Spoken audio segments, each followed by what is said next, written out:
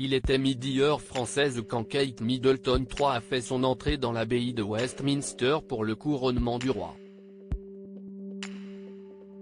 Charles III était vêtu d'un manteau de couleur bordeaux avec une longue traîne portée par 4 pages dont son petit-fils.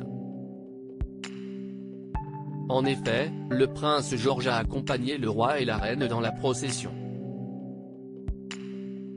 C'est ce même manteau que Charles III porte, une fois par an, pour l'ouverture du Parlement britannique.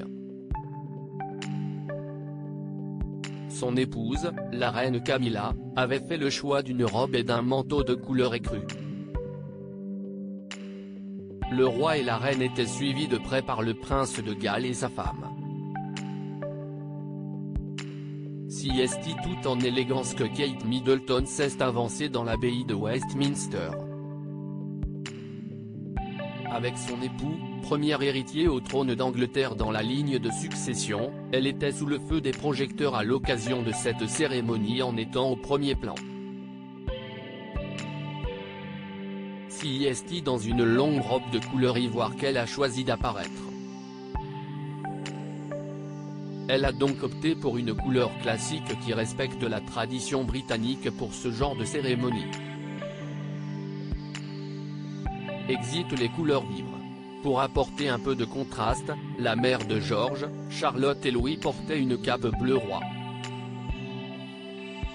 Cette couleur fait référence à sa bague de fiançailles qu'elle a héritée de Lady Di.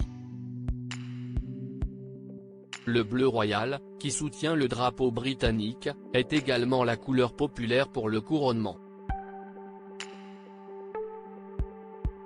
Une coiffure sur fond de fleurs sauvages. Concernant la coiffure de Kate Middleton, depuis plusieurs jours, la question était de savoir si la jeune femme allait porter une couronne ou une tiare. Kate Middleton a finalement renoncé à arborer une tiare conventionnelle pour assister au sacre du roi. Avec ses cheveux noués en chignon, la princesse de Galles a choisi de porter un diadème avec des fleurs en diamant.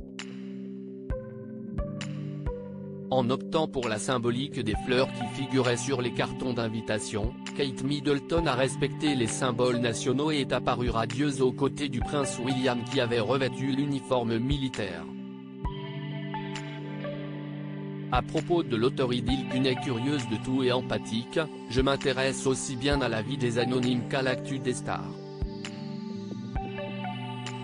Joueuse de backgammon, j'aime les soirs de pleine lune et j'adore feuilleter les albums photos de famille. Derniers articles très fier d'annoncer, Charlotte Gainsbourg pose la dernière pierre à un projet de longue haleine. Douleur profonde et dépression, qu'arrive-t-il réellement à Stromae? Coolio, les causes de la mort du rappeur enfin révélées.